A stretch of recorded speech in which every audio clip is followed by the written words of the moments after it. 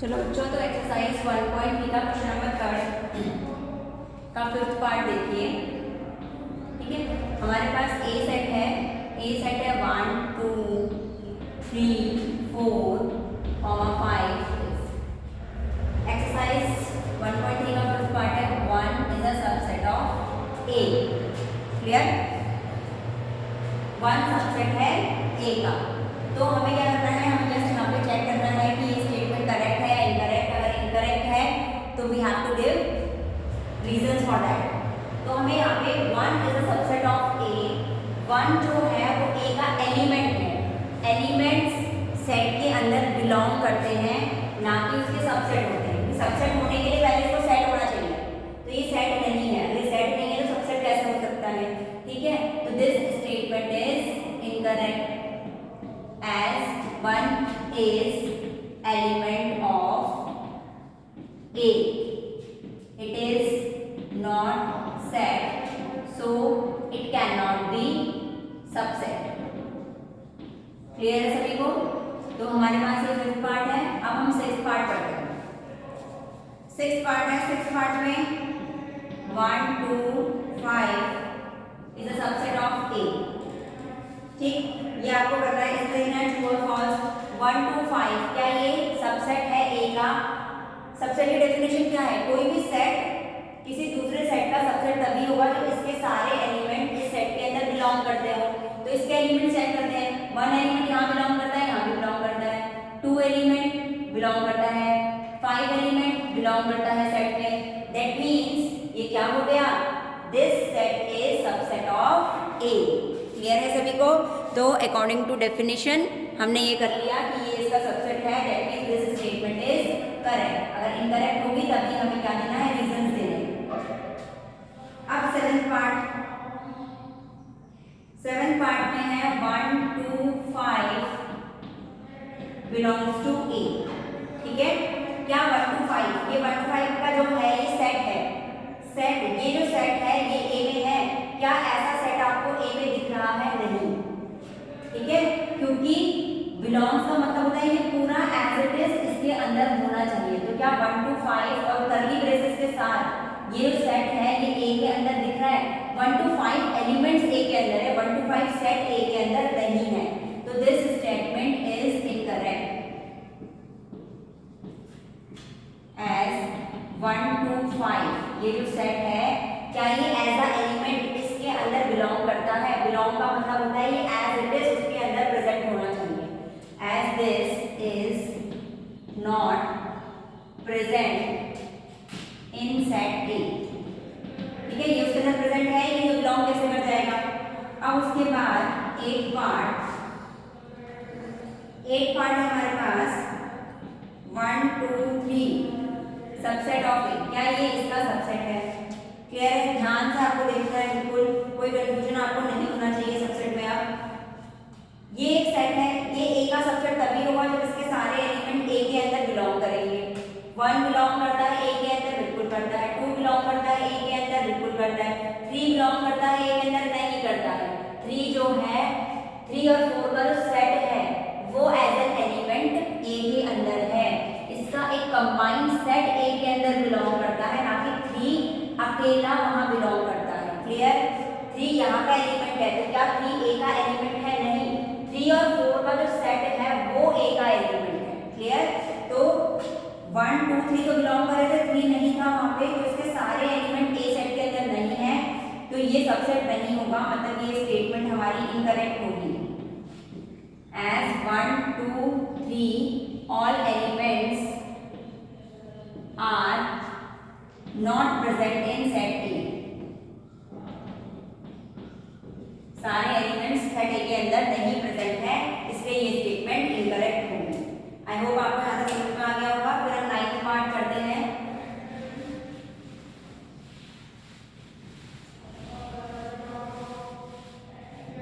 देखिए अब 9th part.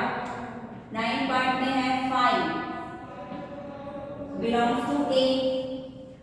5 क्या ए के अंदर बिलोंग करता है? 5 क्या होता है? Null set. आपने पढ़ा भी होगा, एम्प्टी सेट, नल सेट। 5 खुद में एक सेट है, इसको कर्ली ब्रेसेस की जरूरत नहीं है सेट दिखने फाई का मतलब होता है नल सेट, एम्प्टी सेट। क्या फाई ये एक सेट है, सेट ए के अंदर बिलोंग करता है? नहीं बिलोंग करता है, क्योंकि एम्प्टी सेट सभी सेट्स का सबसेट होता है, ना कि उसका एलिमेंट होता है। फाई इसका एलिमेंट कहीं आपको नहीं दिखाई दे रहा है, लेकिन जो एम्प्टी सेट होता है is always subset of every set. Empty set बोलते हैं इसको, तो ये सेट है, ये सबसेट हो सकता है, ना कि एलिमेंट होगा। क्लियर हो गया सभी को? तो this statement is incorrect as phi is that null set is not an element of A, ये A का एलिमेंट नहीं है। ठीक है, क्लियर है सभी को? अब आ जाते हैं 10th में। phi is a subset of A, very good, बिल्कुल सही है यहाँ पे ये। ठीक है, बहुत अच्छे क्वेश्चन है ये, कि तो आपको क्लियर होनी चाहिए कि ये नल सेट है, ये सेट है, तो ये सबसेट हो सकता है। ठीक है, तो फाई जो है वो हर सेट का सबसेट होता है, तो वो ए का भी सबसेट होगा। ठीक है, this statement is correct statement. 11th part, phi is a subset of A. अब फाई है क्या वो ए का सबसेट है?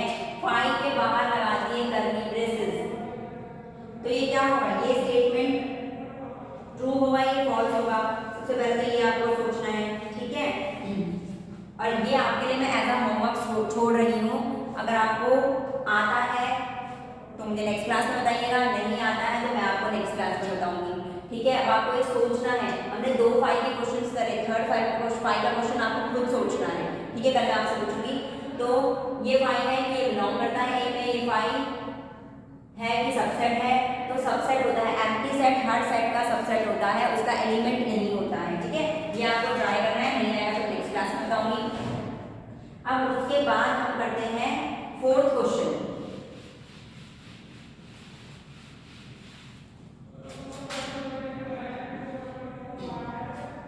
फोर्थ क्वेश्चन है write down all subsets of the following. आपको सभी सबसेट्स लिखने हैं। ये हमारे पास सेट है, इसके आपको सभी सबसेट्स लिखने हैं। All subsets of A R, इसके सभी सबसेट क्या है? हमें पता है फाई सबका सबसेट होता है, तो सबसे पहला सबसेट इसका आ जाएगा फाई। ठीक है, तो 2 स्टेटमेंट्स आपको बिल्कुल याद होनी चाहिए। Empty set is always subset of every set. दूसरी स्टेटमेंट, a set is always subset of itself. कोई भी सेट होता है वो खुद का सबसेट हमेशा होता है। क्लियर है? तो फाई का मतलब है 0 एलिमेंट्स, 0 एलिमेंट्स वाला सबसेट बना दिया। अब 1 एलिमेंट्स वाला सबसेट बनाएंगे। इसमें तो सेट के अंदर एक ही एलिमेंट है, सबसेट इसी से तो निकलेंगे। सेट के अंदर एक ही एलिमेंट है, तो 1 एलिमेंट वाला सबसेट ये खुद ही होगा। ठीक है, तो इसके 2 सबसेट्स बनेंगे। सेकंड पार्ट में बोला है a, b, इसके सबसेट्स बनाने हैं आपको। तो सबसे पहला सबसेट्स आर, सबसे पहला सबसेट हमारे पास क्या होगा? फाई होगा, नल 0 एलिमेंट वाला। अब 1 एलिमेंट वाले बनाएंगे, इसी से तो बनाते हैं सबसेट। तो 1 एलिमेंट में पहले सिंगल a ले लो, फिर सिंगल b ले लो। ब्रेसेस लगाने जरूरी है, क्योंकि तभी ये सेट बनेगी। जब कोई चीज सेट होगी तभी सबसेट बनेगा। 0 एलिमेंट वाला हो गया, 1 एलिमेंट वाले हो गए, फिर 2 एलिमेंट वाले। तो वही एलिमेंट इसके अंदर है, तो दोनों को साथ में ले लेंगे, तो ये 4 हमारे सबसेट्स बन जाएंगे। फिर थर्ड पार्ट 1 2 3। ठीक, 1 2 3। अब सबसे पहला 5, उसके बाद सिंगल वाले 1 अलग, 2 अलग, 3 अलग।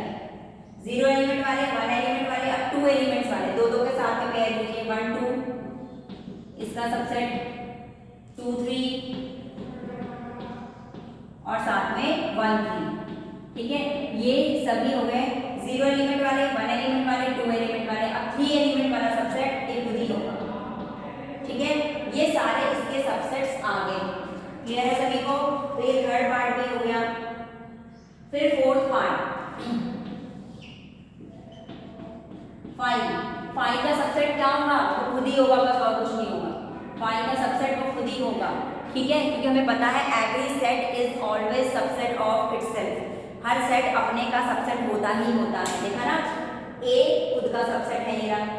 ए बी भी खुद का सबसेट है ये रहा, 1 2 3 भी खुद का सबसेट है ये रहा। तो फाई के पास फाई आएगा, उसके अलावा 0 एलिमेंट्स है इसमें, तो 0 एलिमेंट वाला सबसेट बना दिया और कुछ आएगा ही नहीं।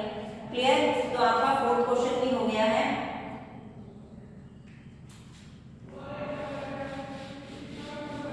फिफ्थ क्वेश्चन करते हैं हम, बिल्कुल ध्यान से देखिएगा। फिफ्थ क्वेश्चन हमें करना है, फिफ्थ क्वेश्चन, ठीक है। तो फिफ्थ क्वेश्चन है हमारा, देखिए फिफ्थ क्वेश्चन में हमें क्या बोला है, how many elements has PA if A is equals to 5। अगर सेट हमारे पास 5 है, ठीक है, तो पावर सेट में कितने एलिमेंट्स होंगे? PA का मतलब होता है पावर सेट ऑफ A, इसके अंदर कितने एलिमेंट्स होंगे? क्लियर है आप सभी को? अगर सेट के अंदर 5 एलिमेंट्स हैं, दैट मींस 0 एलिमेंट्स हैं। सेट हमारा 5 है और 5 के अंदर कितने एलिमेंट्स होते हैं? 0 एलिमेंट्स। तो पावर सेट के अंदर कितने एलिमेंट्स होंगे? हमें पता है पावर सेट क्या होता है, collection of all subsets of a set, ठीक है। Collection of all subsets of a set, जो भी हमें सेट दिया हुआ है उनके सारे पहले सबसेट्स बनाओ, ठीक है। उनके जब सारे सबसेट्स बन जाएंगे, उसके बाद उन सबको कलेक्ट करके एक सेट के अंदर लिख दो, तो वो PA होगा। तो A इज इक्वल्स टू 5 है, ऑल सबसेट्स, पहले इसके सारे सबसेट्स बनाओ, ऑल सबसेट्स ऑफ 5 आर, क्या होंगे इसके सबसेट्स? के 5 तो होगा इसका सबसेट, इनको कलेक्ट करेंगे, मतलब इनको ये सेट के अंदर लिखेंगे। सेट बनाने के लिए कर्ली ब्रेसेस लगाने पड़ते हैं। सेट के जो भी सबसेट्स आएंगे उन सबको कलेक्ट करके अगर हम सेट के अंदर लिखते हैं तो वो पावर सेट होता है। अब बोला है कि इसके अंदर कितने नंबर ऑफ एलिमेंट्स है, number of elements in PA, तो आपको दिख रहा है कितने एलिमेंट है? केवल एक ही एलिमेंट है 5, ठीक है, तो वो है 1 एलिमेंट। क्लियर आप सभी को? फिफ्थ क्वेश्चन हो गया है। अब सिक्स्थ क्वेश्चन करते हैं। सिक्स्थ क्वेश्चन है, write the following as interval. Intervals की फॉर्म में लिखना है आपको, ठीक है। तो इंटरवल्स हम पहले पढ़ चुके हैं।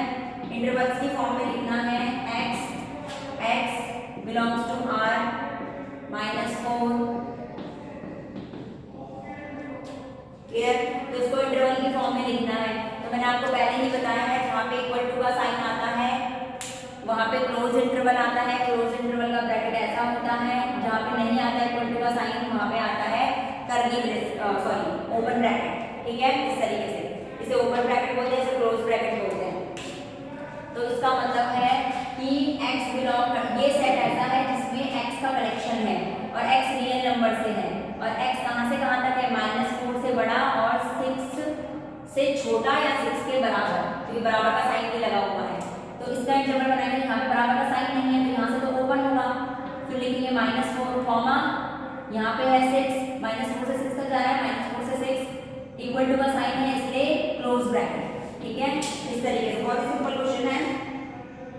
फिर उसके बाद नेक्स्ट है हमारे पास, अब -12 से -10 तक जाना है और दोनों साइड आपको दिख रहा है कोई भी इक्वल टू का साइन नहीं है, दैट मींस दोनों साइड ओपन इंटरवल है। यहाँ पे भी ओपन, यहाँ पे भी ओपन इंटरवल, -12 से -10।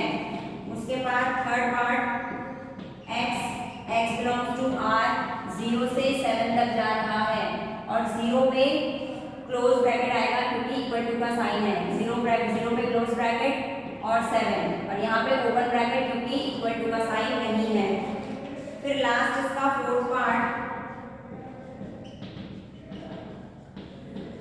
3x और 4, देखो दोनों साइड ही इक्वल टू का साइन है, मतलब ये जो x है वो 3 से 4 के बीच में है और 3 और 4 के बराबर नहीं होगा, तो दोनों साइड इक्वल टू का साइन है, तो दोनों साइड क्लोज ब्रैकेट 3 से लेकर कहाँ तक? 4 तक। क्लियर? तो ये